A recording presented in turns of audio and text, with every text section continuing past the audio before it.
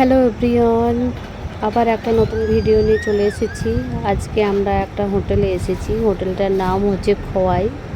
তো একবার বাইরেটা দেখে নাও, কত সুন্দর করে সাজানো। এবং চলো আমরা ভিতরে যাই। আমরা এখন কি খাবো তাই অর্ডার দিতে হবে, তাই আমার হাজব্যান্ড দেখছে।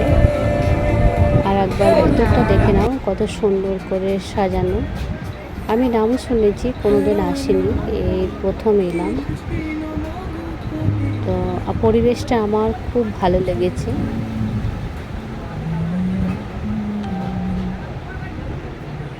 এবং বাইরে পার্ক আছে, তুমি বাইরে বসেও খেতে পারো, বসার জায়গা সিস্টেম আছে।